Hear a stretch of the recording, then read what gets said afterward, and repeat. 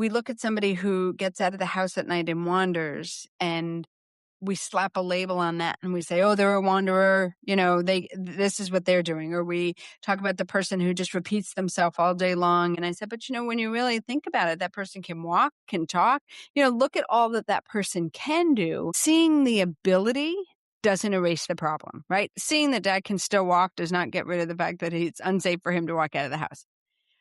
But what it does do is that it keeps the problem from erasing the person.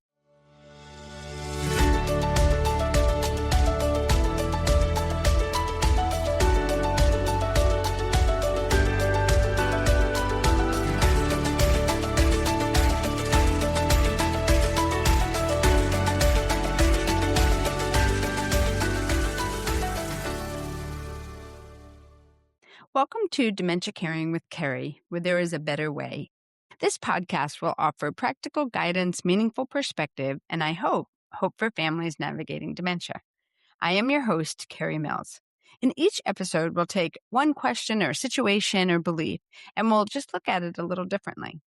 I have seen that when we are able to change our perspective, it actually can change our situation.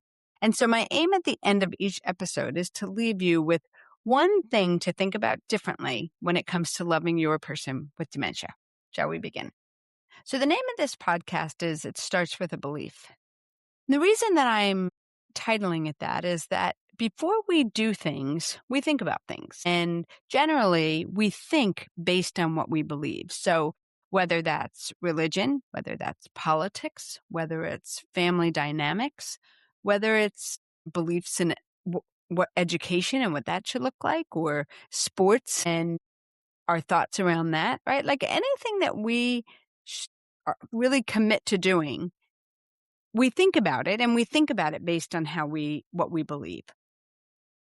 And so the same is going to be true in loving and caring this person who you love who has dementia.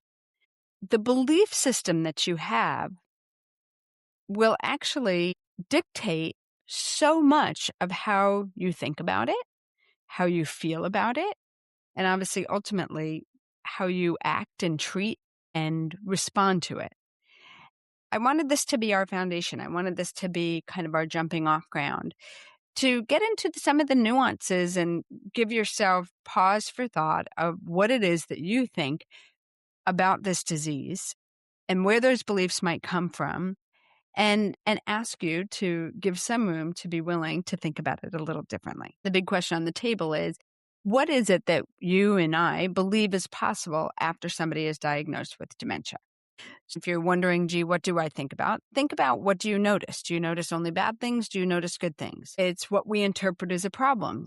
I have some people that are excellent at just identifying factually things that are happening, and they don't have great feeling about it. Other people have all kinds of feelings about it, and they can't even necessarily nail down why what they're feeling something about.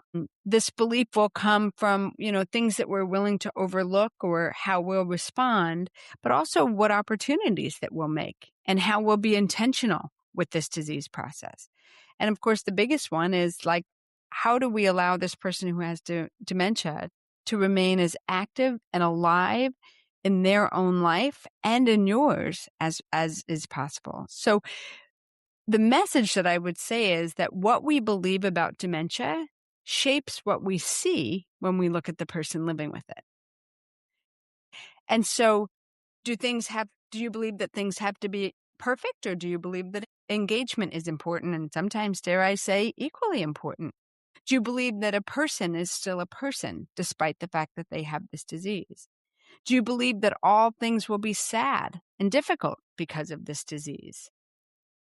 I would argue actually that a lot of times people do believe these things. And why?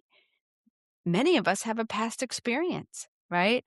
You remember your mom caring for your grandmother. Your grandmother lived with you for a while. You watched your dad help your mom, and now your dad has it. And so you feel like you're repeating some of this. Maybe it's friends that have gone through these sort of things, or aunts and uncles that you've listened to your cousins talk about the real nuances of what it's like. Naturally, Googling things, can bring you in kind of either direction, maybe. Maybe it's what your doctors have said to you and the frank direction of the importance of getting things in order. And they've given you a reality check that this is a progressive disease, right? And so there's a heaviness about this disease because it is a diagnosis. And sometimes that can overshadow the fact that tomorrow isn't going to look a whole lot different than today. And perhaps a year from now, things will look different, but maybe not radically different. And so these perspectives that we have, they're very much true, and they have been true for other people. But it also doesn't mean that it's your reality for today, nor that it needs to be your own personal reality for the future. And so that's what I would like to ask you to challenge yourself with. I, more than anybody, want people who have dementia to live a great life. I want it to be full. I want them to have purpose.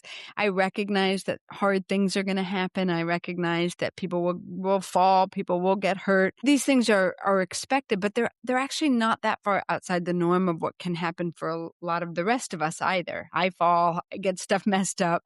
I imagine that you do too. Looking at this again from a belief system is also looking at it to say, maybe dad does go for a walk, but I can keep him protected by knowing where he's going and not getting lost, right? But I recognize that he may fall, right? But how much of his life is worth letting him live and kind of assessing that risk? But again, all of this goes back to, do you believe these things are even possible for a person who has dementia? So that's where I would like to kind of start. Recently, a colleague of mine who owns a home care agency and I were speaking, and I said something that's kind of even surprised me, but I said, we look at somebody who gets out of the house at night and wanders, and we slap a label on that and we say, oh, they're a wanderer, or we talk about the person who just repeats themselves all day long and, the how exhausting that can be. And I said, but when you really think about it, that person can walk, can talk, look at all that person can do. And so without realizing it, I was preaching the same message to myself, just about the value of a belief system and how that can play out in your life. And so when you think about somebody who can wander and get out at night, of course, I don't want them wandering and getting out at night. But at the same time, what can I learn from that person? What skill sets do I see that person has versus what they don't have? And I think part of this belief system, as we're talking about it, is it's very common to have a belief system where you see loss, where you see what can't happen, where you see what's going away.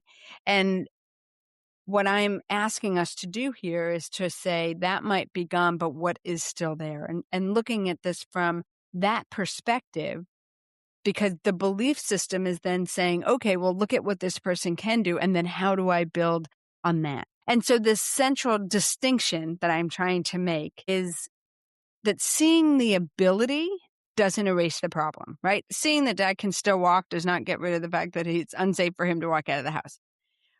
But what it does do is that it keeps the problem from erasing the person, so that it's no longer going to dad's. It's just about making sure dad never gets out of the house again and that you've missed dad. So it's keeping dad in center focus while you also may need to navigate a problem, or, as I mentioned before, assess a problem, overlook a problem, see how bad or good it is, figure out your workaround. But it comes from the belief that dad is still a human being who may be trying to get out of the house for a reason, and that you may not ever understand that reason, but you recognize that his behavior is not just happening because he has dementia and, he's out in la la land, but that he has purpose. And recognize that because of that, you don't want to miss your dad in all this. Seeing the ability does not erase the problem, but it does keep the problem from erasing the person you love who has dementia. And so as we move into sort of this bigger belief system, right, it's saying, okay, a person actually can still live a good life, right? And using curiosity to help you identify what that is, so that when mom is upset with you because you didn't tell her that there was a doctor's appointment, and you obviously did tell her there was a doctor's appointment, or you didn't because you knew she would just be anxious, and so you didn't tell her anything. But the point is, you show up to take her to the doctor, and she's not ready, and she's upset with you that you didn't tell her, that it's not about explaining all of that, but it's saying, "Well, how would I react if somebody showed up at my house and told me I had a doctor's appointment I didn't know about?" Right? I'm not saying that we're gonna make that everything becomes easy or that all of a sudden it's not tiring. There's nobody on the planet who can say that and it be true. But I'm also saying that this diagnosis doesn't mean that people don't need meaning or purpose in their life or, connection, human connection, relationship connection, participation and purpose and joy. And so it changes life, this disease, but it doesn't make their lives meaningless. We hear that often. My mom is not the person who mothered me. My husband is not the person I married. He's not my dad anymore. And that belief system is not only scary and not only sad for the person who has dementia, but I will argue that you, the person listening to this, who might live long beyond the person who you love who has dementia, will end up dealing with sadness and grief and guilt over feeling that way. You will wish that you were able to have more meaningful connection further on in your life. And so I don't want that for you. I want you to be able to live each day now as fully as possible for today and for the memories that you'll have into the future. As you think about that and you're thinking, okay, well, how am I going to, get mom or dad or husband or wife involved in doing things? And one of the big challenges is that you still have to run a home, right? Like life still has to go on. And what I find is that there's some things where it can't be done properly. Like you can't pick up the grandkids in a car where somebody can't drive well. Like that's just that one isn't going to happen. But there are a lot of smaller things that go on every day. And sometimes the person who has dementia wants to be helpful, but you, the person who's loving them, is looking to just get things done, maybe because you're tired or maybe you just like it a certain way. And part of what I've come to understand, there's some hangups for sure. For instance, women more than any tend to talk about doing the dishes. I got to redo them, and then they're messy or they're not clean or they get put away in the wrong place. I tell you, I can't tell you how many times I've heard a version of that story. And in the end, nobody really cares about the dishes. I haven't met anybody, at least. But what is being challenged is that when you wake up in the morning and you sort of have an idea how the day is going to go, oftentimes it doesn't go anywhere near the kind of day you expected.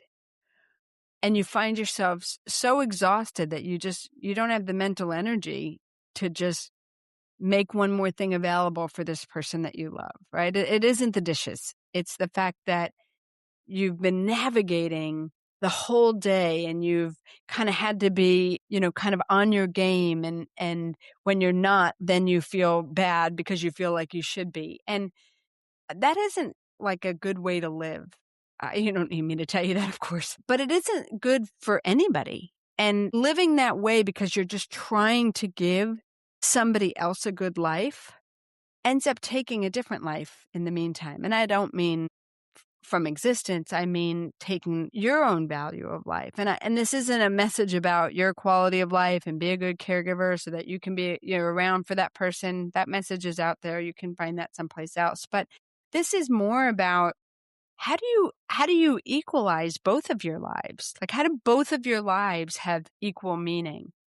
Because again, that comes from a belief system. It starts by believing that it's true.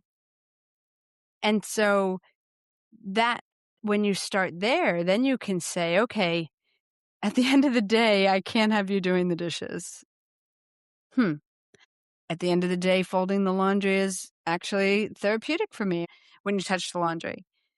But how do you get to the point where you can still do the laundry by yourself or the dishes by yourself, but not take away your loved ones wanting to give to you and wanting to have purpose and wanting to participate, right? So it goes 10 steps back.